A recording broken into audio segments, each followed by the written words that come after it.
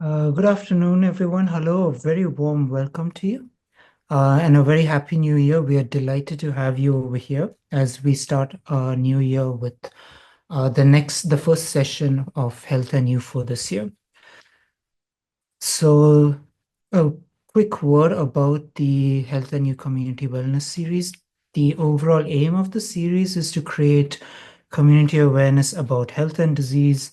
And what we hope to achieve with the series is to enhance self-care, reduce suffering, improve the quality of life, and increase healthy longevity.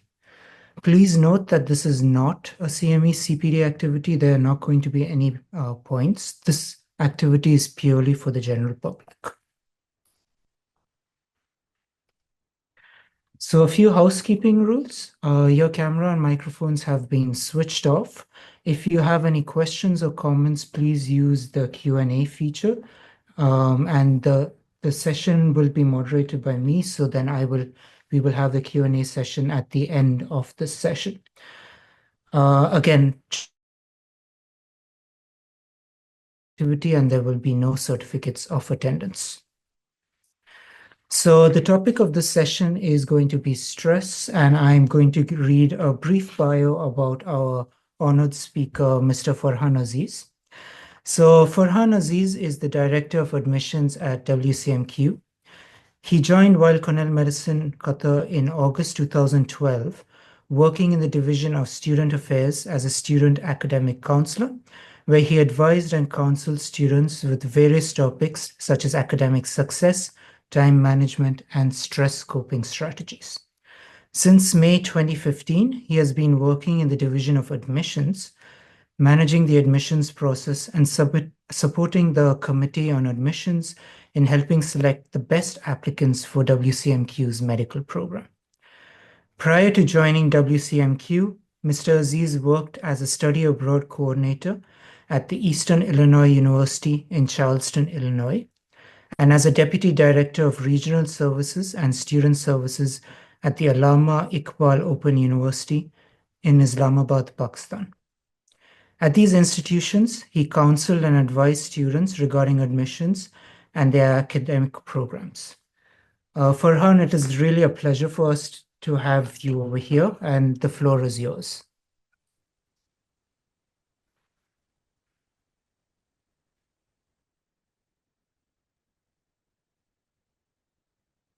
Thank you very much, Dr. Abraham. I appreciate the introduction. Welcome, everyone.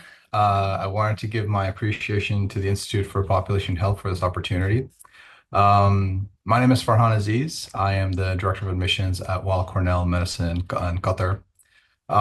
Just a little bit about myself. I was born and raised in the region.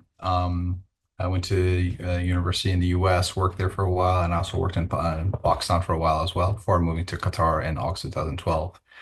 I've worked full-time in higher education for about 17 years, and with experiences in the US, Pakistan, now in Qatar. I work with students, parents, university and school personnel, and others from various other industries, and have seen how people become stressed and how they deal with it. So the talk today is just about that, stress itself. So just to give you a little brief overview of what we'll be covering today, we'll talk about what is stress, the different types of stress that people encounter, the importance of managing your stress, because it has a lot of profound effects, and how to counter the effects of stress on a daily basis, and then thinking more long term of how to build up that resilience in order to cope with the stress. So the information today will provide a general overview. Just please note that this topic is quite a well-studied area in many different contexts, but we'll cover some critical aspects of it in the time frame that we have today. So as we begin, I wanted to pose a question to our attendees. It's a very broad question, and there's no one correct answer for it. But what comes to your mind when you hear the word stress? And if you want to type it in the chat feature, you're welcome to do that, but I will also keep speaking as you go through that.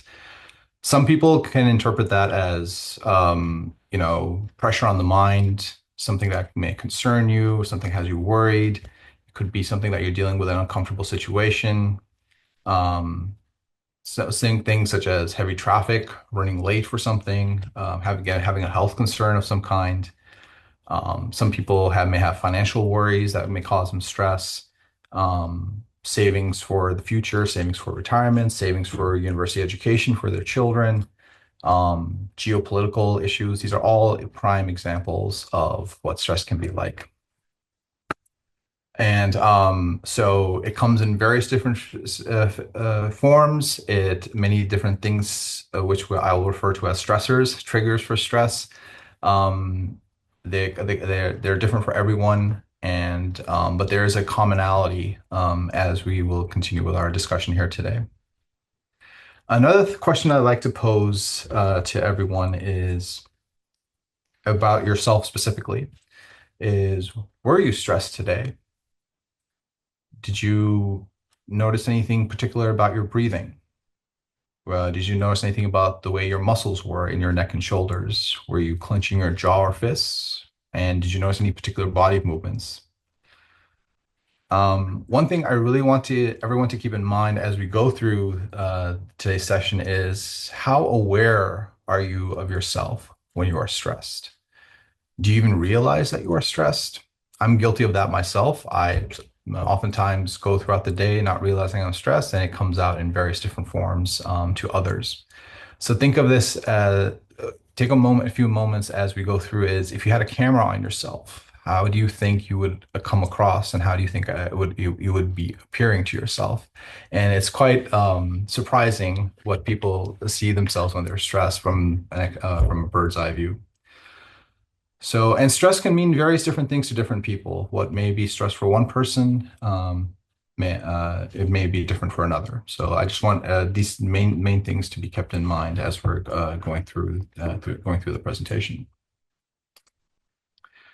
So, let's talk about a definition of stress because it's a very broad topic, and what some people may think as a trigger for stress, or it may think of it as stress. So, I just wanted to sort of set the tone with that. So there was a journal article published by the Harvard Medical School, and they gave a very technical definition here. And it's basically an automated physical response to challenges to any situation that requires adaptation or change. And another definition that I found was by the WHO, the World Health Organization, where they define stress as a state of worry or mental tension caused by a difficult situation. Stress is a natural human response that prompts us to address challenges and threats in our lives. So that can be seen in very different ways, but it's basically, if you look at the first definition that we have on the screen, it's basically a physical change or physical response that's happening when your body's interpreting a threat or some sort of situational change. And so let's go through some examples. If you're driving and you see traffic congestion, your brain will interpret, oh my God, this is a congestion here, I'm going to be late, and that will cause some physiological responses in your body. Another example is in a very different walk of life is with financial obligations. Are you paying your rent? Are you planning enough for your next mortgage payment? You may have bills. These are all things that may cause stress on your body. For having worked in higher education itself, planning for university education, it can be a form of stress for many people, especially children and adolescents. Planning and saving for retirement. And another aspect of life is work office politics and work office issues. Some people can get stressed by fear of public speaking. So it's very different examples that we can go through as we're talking today. But one very important aspect I want to highlight here is that it's important to understand what happens to your body physiologically, what we can call the stress response from something that causes us stress. And it happens a lot, and it takes quite a toll on your body over time.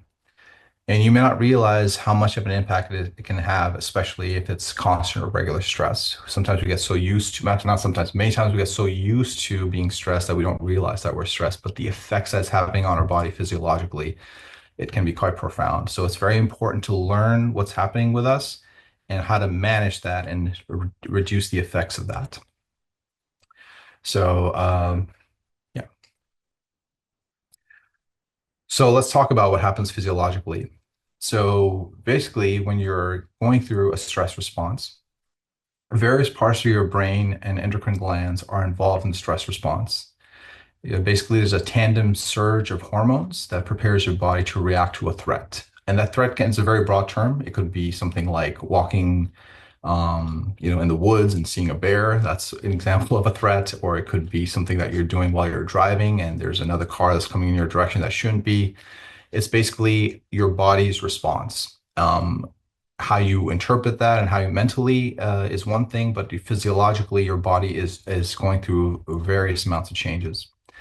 So ultimately, the autonomic nervous system is activated, and there's two parts to that. There is the sympathetic division of it and the parasympathetic.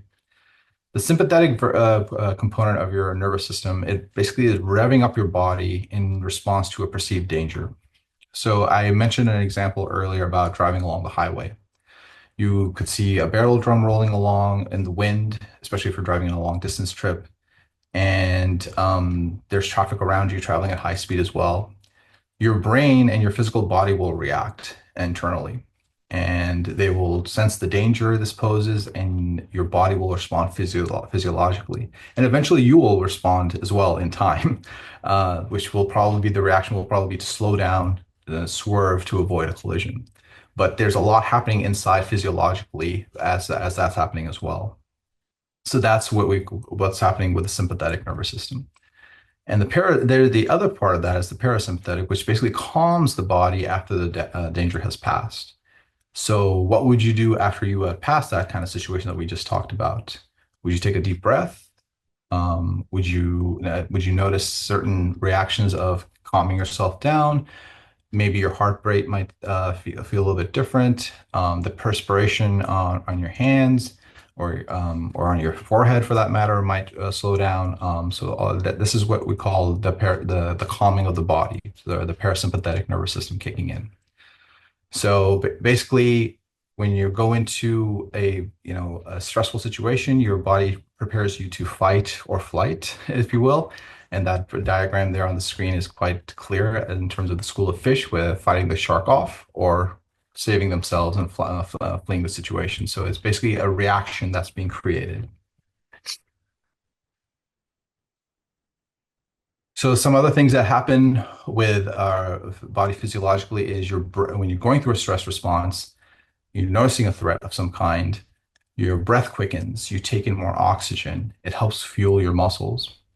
Your blood cells become stickier, so that clots can form more easily to minimize bleeding from a potential or possible injury. Your senses become sharpened, especially your sight and hearing. It makes you more alert. And your immune system activity really picks up to combat any potential infection from a possible wound. And your muscles tighten to prepare you to spring into action. So these are just very, very various things that happen to your body physiologically during a stress response. And some other functions slow down. For example, your stomach functions and the repair of growth tissue. These things tend to slow down during a stress response itself. Let's move on to the next slide. Okay, here we go. So I've kind of presented the stress response as a way that it puts stress on the body, and that can be interpreted as maybe a bad thing, but not all stress is bad. Stress can actually may help you get motivated to do something about a stress or a stressor or a threat. Even when you're faced with chronic stress, you can benefit from stress management techniques, which we'll talk about in a little bit, to help you relax, which we will call the relaxation response. And that will help tamp down the sympathetic nervous system and allows the parasympathetic nervous system to help calm the body down. So in today's society, the sympathetic system stays in gear for long periods of time. You could be stressed about various different things that we talked about: finances, work issues, family issues, health issues. The list could go on and on and on and on. So these stressors pile up one after the other. So as a result, the sympathetic system remains engaged for a long period of time, and that can be very damaging for your health. And that's a big reason for people to manage their stress. And it's important that they learn to do that, because if you don't, it can become very overwhelming for your body and for you mentally, and affect you in many other ways as well. So, just to give you a little history about some physiological responses. There was a study done by I believe it was from Harvard, Dr. Walter Buchanan, in the early parts of the 20th century. He was studying cats and basically hormones in cats. And so he noticed that there were certain hormones released by their adrenal glands. So he narrowed down that hormone and he injected it in a calm cat during some experiments, and it created a reaction of fear and heightened blood pressure and a heartbeat in the cats, which created a very what we would call a fright, flight, or fight response. And Dr. Cannon basically believed that this was a bit of a temporary response to a stressful situation. But later research reveals, as we go through the 20th century, that the effects of stress linger for an extended period of time, and even compound, so that the body never really recovers. So this is just a little bit of history. I just wanted to point out there, as we were talking about this topic, that initially it was thought to believe that the stress response is temporary, but as more research is done, it can linger for longer periods of time without us even realizing.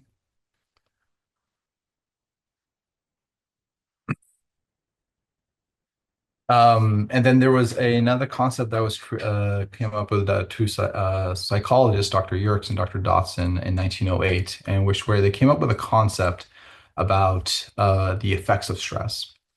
And basically, what they were saying is that stress and anxiety levels rise when you're under stress, but so does your performance as you have a sense of anxiety and stress there, but only up to a certain point. Once you reach the point of a lot of stress, which can be the tipping point, then your performance tends to decrease. And as the more stress that your body goes through, it will lead to a significant decline in performance and ability. So this, I just wanted to show you a diagram of what they were talking about here. So here on the x-axis is the stress level, and on the y-axis is the performance based on that. So stress can be good for performance. If you just notice in the first half of the x-axis, going from low to medium, that's the performance tends to increase. But once you get to a certain point, as your stress level continues to increase, your performance will then decrease. And so in some situations, stress can be good. It can motivate you to do things. And in others, it can really hinder your performance. So, for example, short-term challenges can be exhilarating. Many people overcome, they like challenges as much as, and they find great pleasure in doing that. So it requires no effort. So for example, some people like to go hiking in a mountain rather than walking in a park. So that it's a bit of a short-term goal, but the stress from that, the anticipation, can really help them motivate themselves to perform well during that task. So you notice that there's two blue bars noticing on the screen there. That's basically the optimum stress level region for you to perform well and achieve your set targets and goals. But as I've mentioned before, the more you increase the stress level, there will come a point where the performance will go down. And that's going to vary from person to person. It's not going to be the same for every person. I'm sorry, my slide is not moving forward for some reason. Here we go. Great. So as I was mentioning, the turning point on the chart is going to vary from person to person. What one may find something stressful, another may find a calm way to handle it. So people who handle stress well tend to have a very, very good sense of control over their circumstances. Any situation, sorry. So I want to give an example. As you can see this a little bit in the picture. The U.S. Navy SEALs are an example of a group of people who have a very good sense of control over their circumstances. They go into very high stressful situations, but they remain calm. They tend to be innovative officers. They act decisively, given the circumstances that they have. They have a lot of self-control, and they have a very strong sense of optimism on life. So the tasks they have to deal with and accomplish, they are typically in very high stress situations, and they are faced with life-threatening situations, which requires them to change and respond rapidly and change their focus. But they do it with such calmness and decisiveness that we can basically call them that they have a very strong sense of resilience in combating that stress.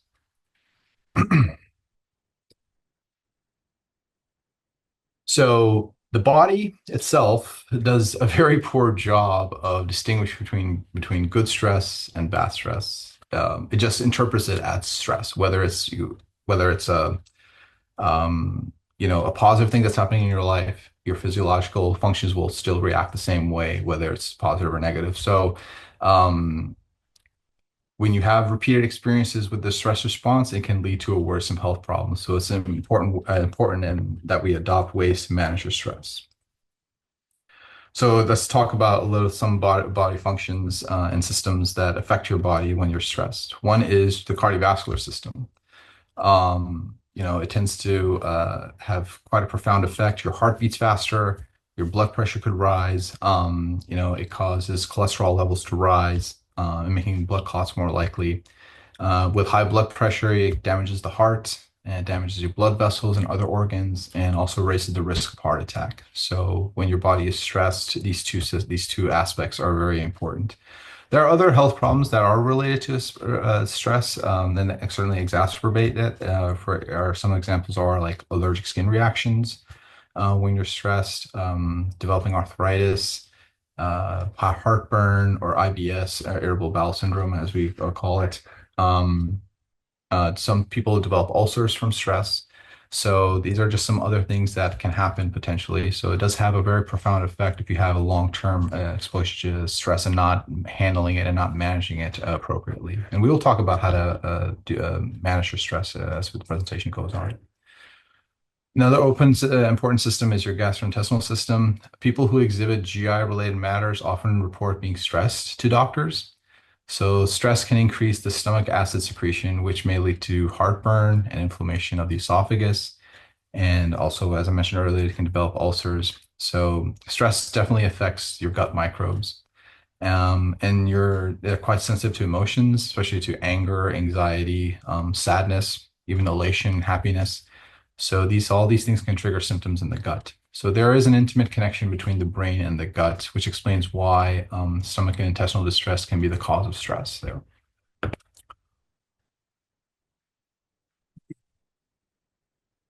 So another area where stress it feeds is into negative emotions, and in turn, these emotions can increase feelings of stress. So it's sort of a bit of a yin-yang kind of relationship. So it's quite an unhealthy cycle. When one increases, the other increases as well.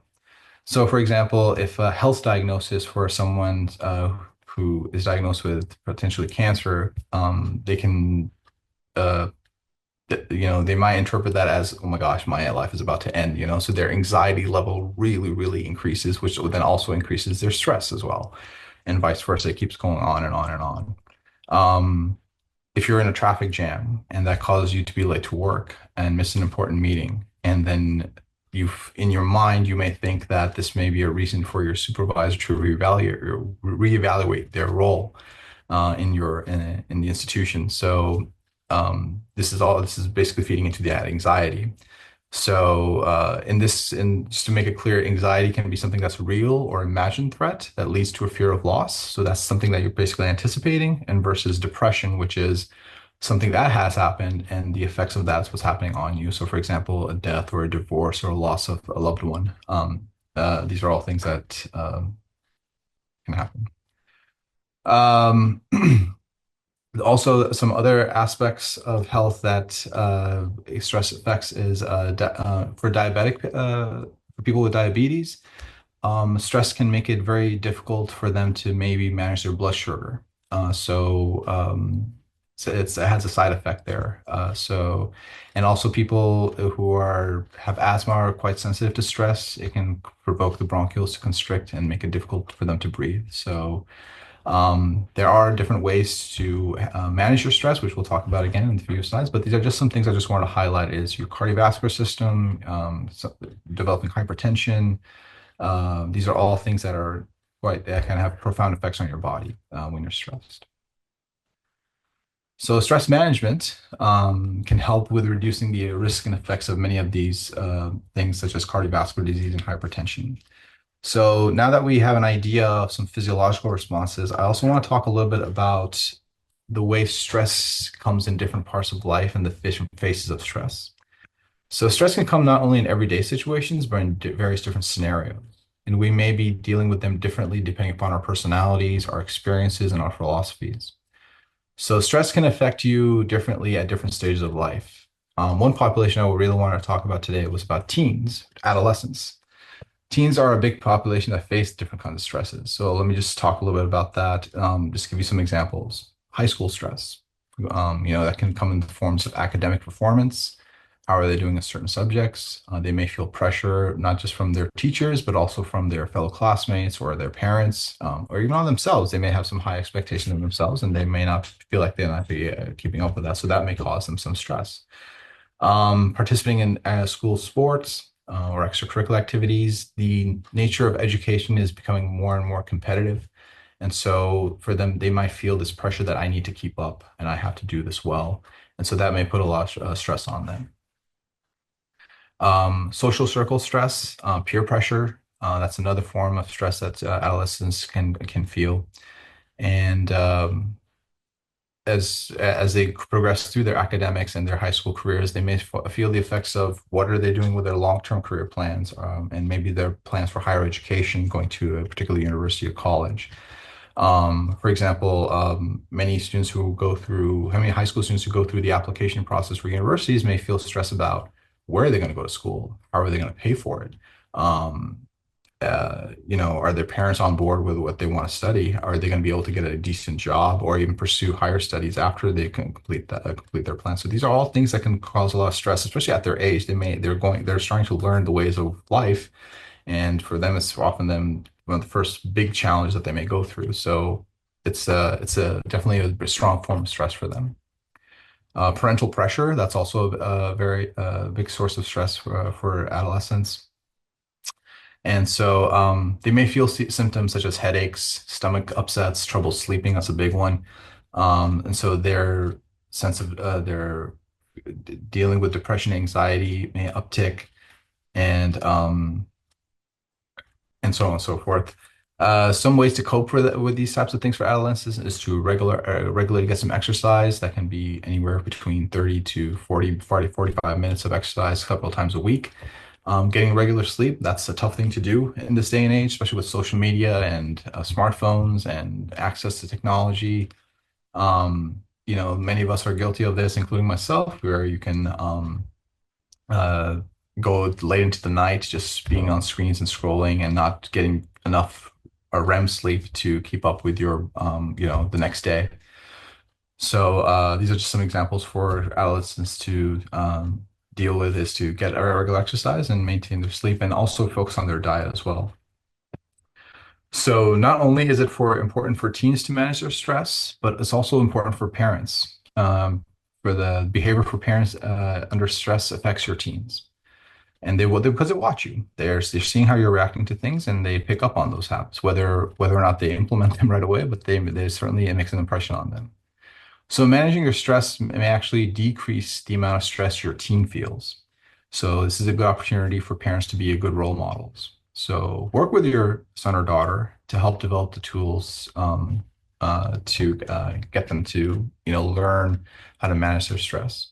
And one example is a very basic example I read in a journal is basically spending time at the dinner table. It's a great time to discuss matters with your children. Mind you, turn off the TV, turn off the phones, keep the distractions away and just focus on the conversation and meal at hand. And basically go around the table and share one good thing that happened that day. Reinforce those positive feelings that they're feeling during the discussion.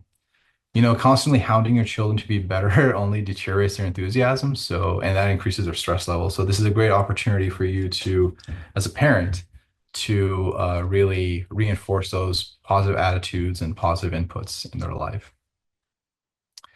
And we all want the best for our children, but it's also very important for us to be mindful of how much stress we place on them, and especially in relation to grades, activities, and college planning, and other aspects of their social lives as well.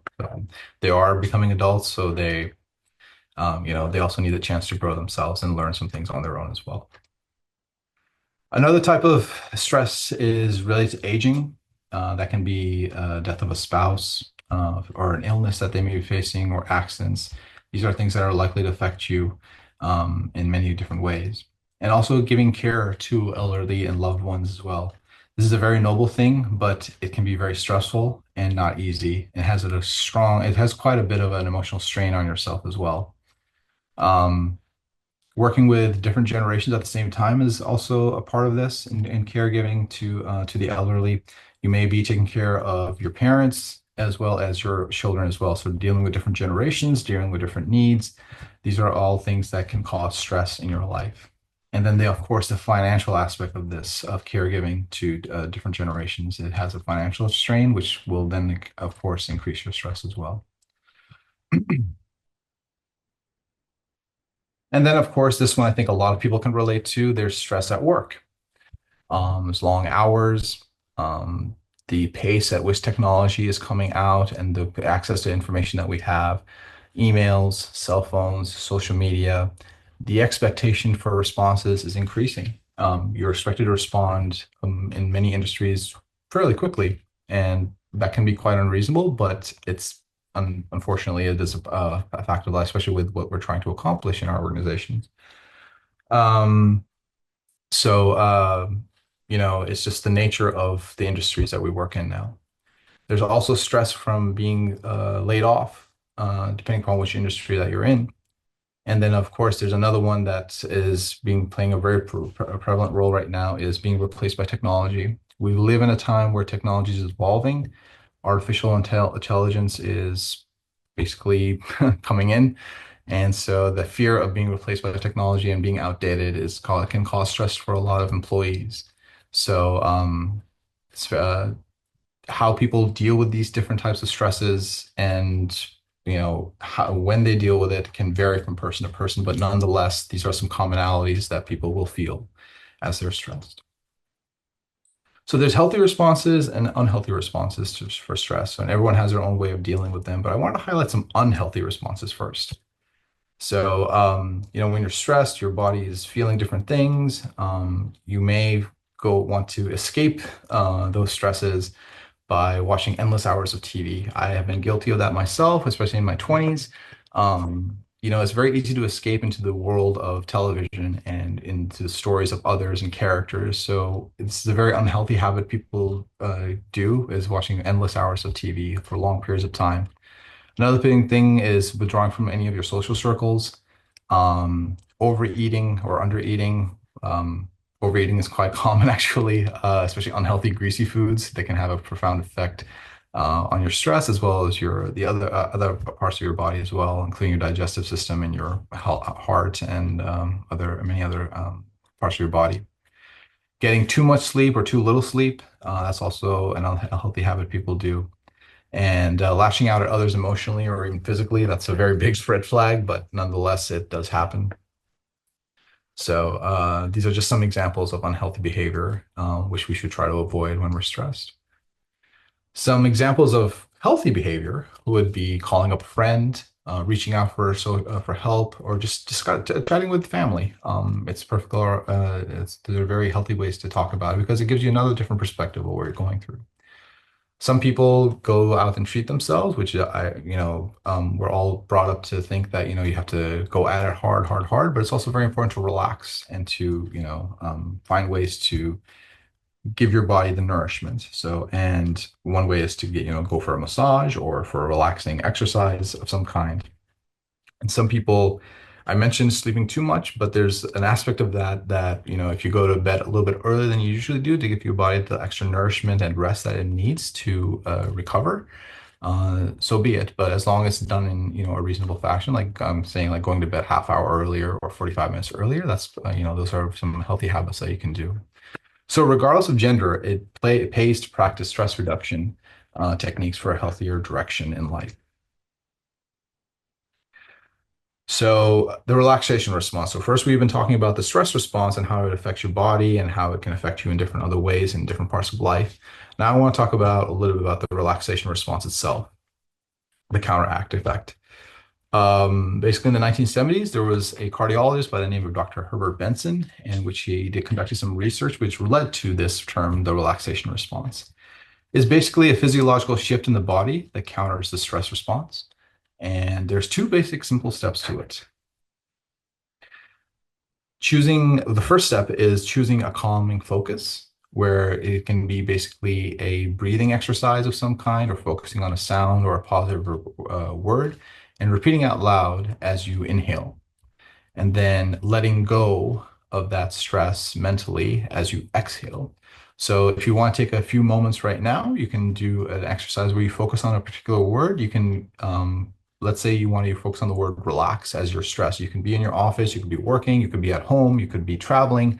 You can take a few moments and find a calm place to sit and just focus on your breathing. And what you can do is breathe in through your nose by saying, through your nostrils, holding that breath for a few seconds, and then exhaling through your mouth and focusing on that word as you're doing it. So you could do it like this. You could breathe in through your nose, relax, hold that breath, and then exhale out. So, or you can do it even in a phrase. You could say breathing in calm and exhaling tension. So if you do that as a way, you can notice a certain different sensation in your body, which you could call that as a relaxation response. Basically, the relaxation response puts the brakes on your biological changes that put us into overdrive from a stress response.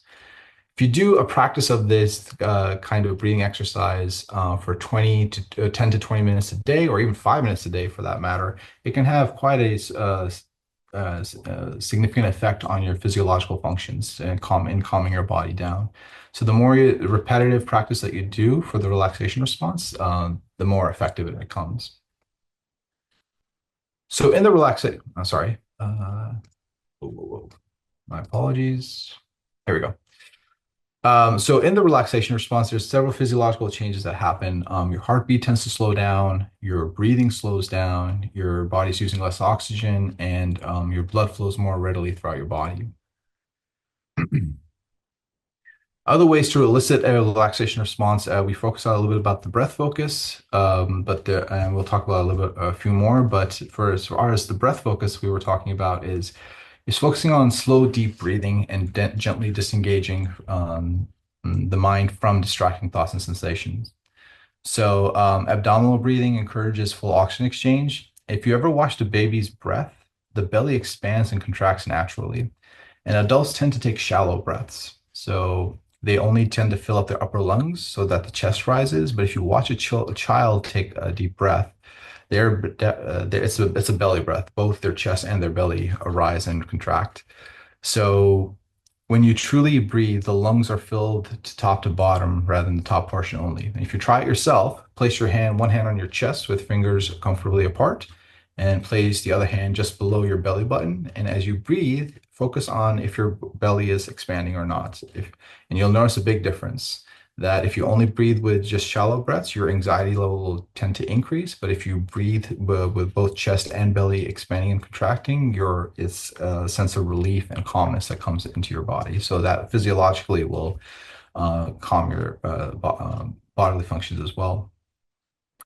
Another thing you can do is a body scan. A body scan is not something that requires a machine or anything like that. It's basically an exercise where you just sit down in a calm place, whether it's on a sofa, your bed, or your chair, and you focus on one part of your body or group of muscles at a time, and mentally focusing on that particular body part. So, for example, if you want to focus on one part of your body, such as the foot, and releasing that tension in your muscles in your foot by just mentally focusing on it for a few moments. And then that increases your awareness of your mind and on your body. And you can you can notice the sensations that as you focus on that particular body part. And once you feel that that portion of your body is relaxed, you can move on to a different portion, such as the ankle and leg. And as you move forward throughout your body, you'll notice that your muscles will tend to relax and cause a very calming effect. Um, if you needed a guided body scan, you can go on YouTube and just type in 15-minute body scan, and there professionals or even just regular people who will walk you through a guided body scan. And you can do that in the office, you can do that at home, you can do it on vacation, you can do it anywhere, even in your car if you wanted to. And just it has I was very skeptical when I used to hear about body scans, but I do them myself quite regularly. And they have a very calming effect on your body from a stress point of view. So if you just want to Google it on YouTube, that's fine. A 15-minute session, or there's 30-minute sessions, you can do that. So it's absolutely free and very easy access to in terms of the internet. And then there's other ways for mindful meditation. You can also do a mindful meditation session on YouTube as well. And practicing other types of exercise, such as yoga or just other forms of exercise, is also a great way to elicit the relaxation response. For those who practice any particular faith and faith is important to them, a repetitive prayer is also a great way to elicit the relaxation response. The one thing I really want to emphasize here is that it's not, you don't just have to, you can't just do one. You may have to sample various different techniques to do this. So you may have to do a body scan and, a yoga session to elicit a proper relaxation response. So it varies from person to person. So you have to experiment a little bit here. The important thing is that you develop a routine and incorporate it into your everyday life, into your schedule. It doesn't have to be long. It can be just 10 or 20 minutes, but at least if you do it on a regular basis, the relaxation response will have a calming effect on your body. So let's talk a little bit about resilience, which is basically the relaxation response helps enormously, but it works best when it's combined with resilience training. So resilience is basically the ability to bounce back from difficult or stressful experiences. Um, so resilience involves a lot of different things. You are developing a lifestyle of habits to counter the effects of stress and managing that stress. So we'll talk about several of these, but the first one I really want to emphasize here is changing your mindset when you're stressed.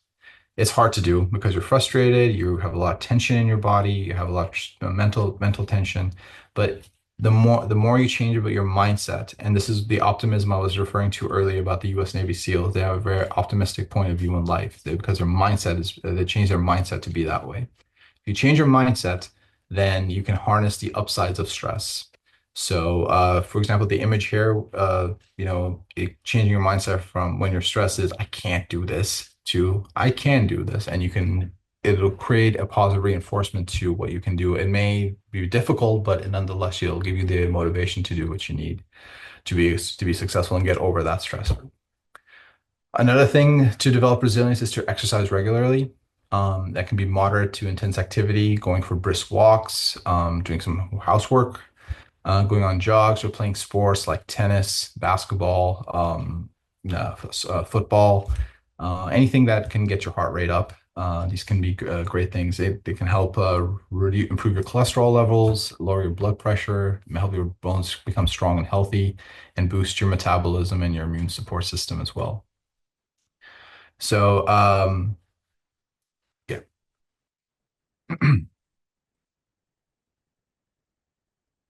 Eating well is another way to help develop that resilience in overcoming stress. Eating whole foods, vegetables and fruits is very important. As we get older and older, our body needs more nutritional food. And so it's important to focus on the healthy aspects of the diet. Um, a lot of journals have emphasized the need for eating seafood and poultry and focusing less on red meat. And mindful eating. This is sort of like mindful meditation. This is where you basically focus on the food that you're eating so that you can concentrate and have a focal point. And this may sound kind of silly to some, but actually works. I was given an exercise in a mindful meditation class where I was asked to focus on a raisin for 15 minutes. And take only a bite during that 15 minutes. But the purpose of the exercise was to focus on the sensations and the texture and the smell of the raisin.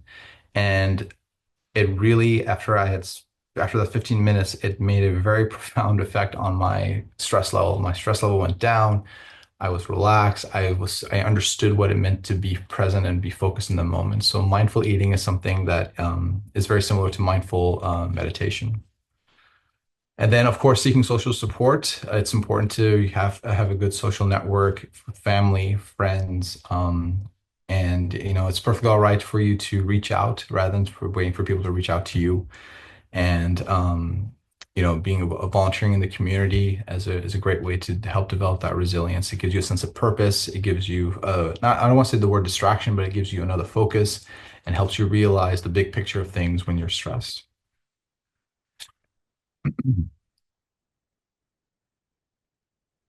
And then also with resilience is basically developing a form of positive psychology, nurturing gratitude. This is very important when you're stressed. And the way you can do that is by writing down things that you're grateful for. A lot of times we get so bogged down with things that are causing stress in our lives that we kind of forget the big picture and realize what we actually have and should be grateful for. And it really puts things into perspective about, do I really need to be stressed about this?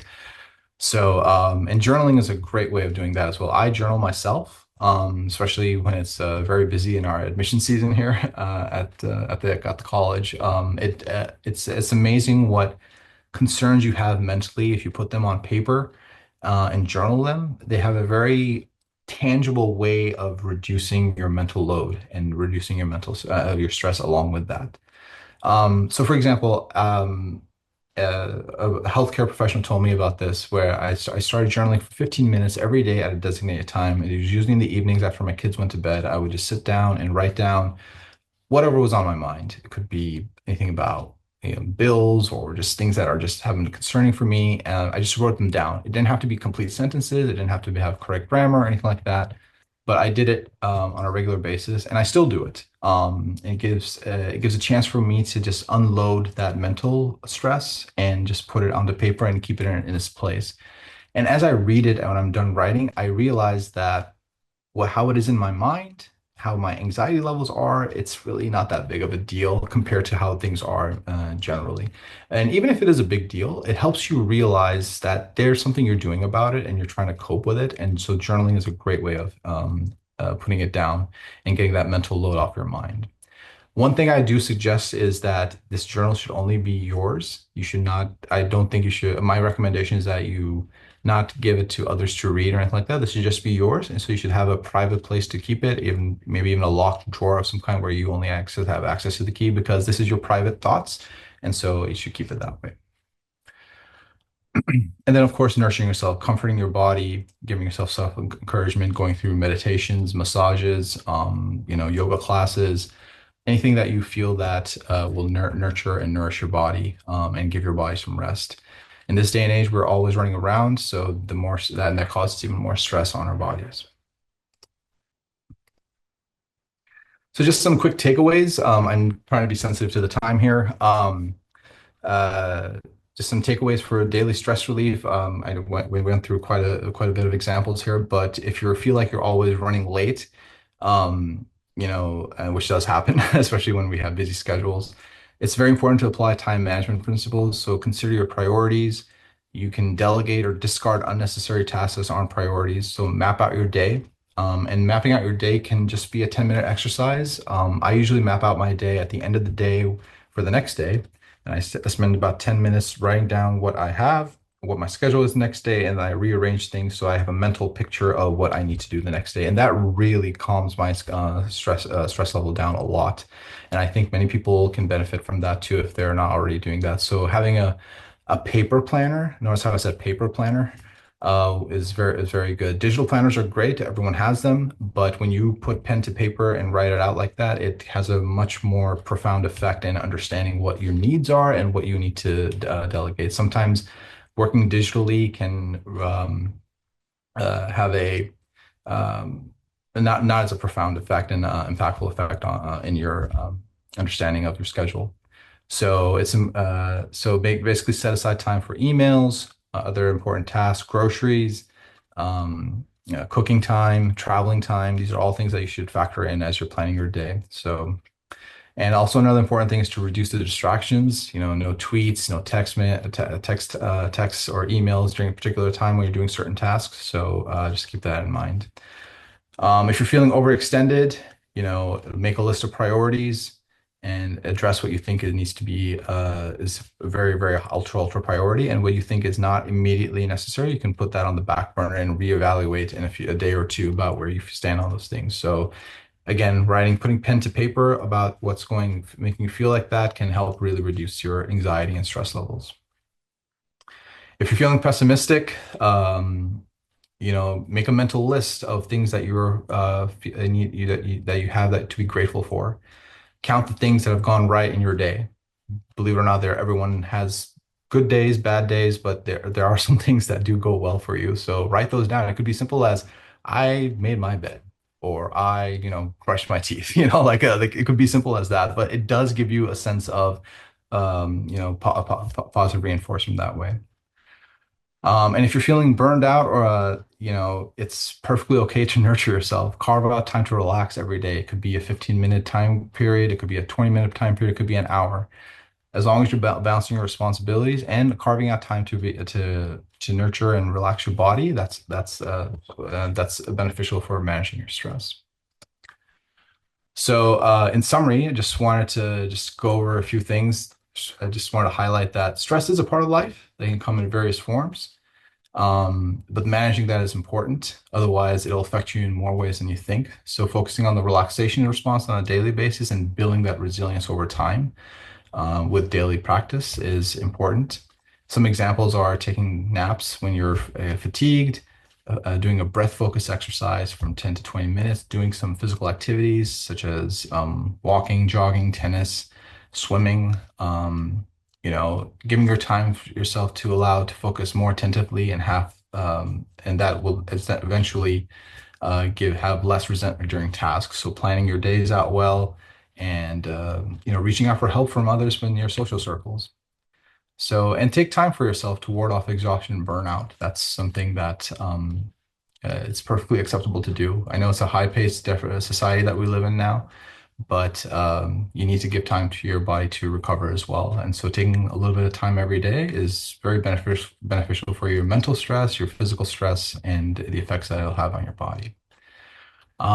Just for the sake of time, this is the last slide I had in mind. And so I'll open up the floor for questions if Dr. Abraham. Thank you so much, Farhan, for that very enlightening talk in terms of what stress is and what are some useful techniques in order to manage stress. I mean, all of us are stressed to various levels in our daily lives, so this was a very helpful session. To our audience, if you could please put in any comments or questions so that we can address them. And Farhan, first of all, let's start off with are there a couple of key takeaways or messages you'd like our audience to remember? If you'd like to sum up for us very quickly. Sure. As I mentioned in my last slide, I think people don't sometimes in my interactions, let me say it that way. I don't think people realize that stress whether you don't think you're stressed or not, your body certainly feels the effects of that physiologically. So whether it's a good event or a negative event that you interpret as that way, your body is going to go through those physiological changes. So you also need to give your body the nurturing and relaxation time to do that. So incorporating those relaxation responses and resilience practices is important. Whether you think you're stressed or not, it's important to do that because it helps nurture your body and manage your mental health as well, and along with your physical health. So I think that would be one of the takeaways. The second takeaway I would say is little practices every day with the relaxation response is very, very key. It has quite a profound effect long term, the more you practice it every day. I've noticed that in my experiences with my friends, with my family, that when their stress levels, when they practice these relaxation techniques and resilience, they they do it for a certain time and then they feel like things are good. And then when they're stressed, they kind of don't readopt them into their practice again. So it's sort of like the hamster running on a wheel over and over again. So my thing is whether you're stressed or don't feel stressed, practice these relaxation response and resilience practices so that you can weather the storm. I want to take the opportunity to thank you, Farhan, for making the time to provide the session and address these questions. This was very helpful for us. And thank you to all of our attendees as well. We look forward to our next session. So thank you and take care.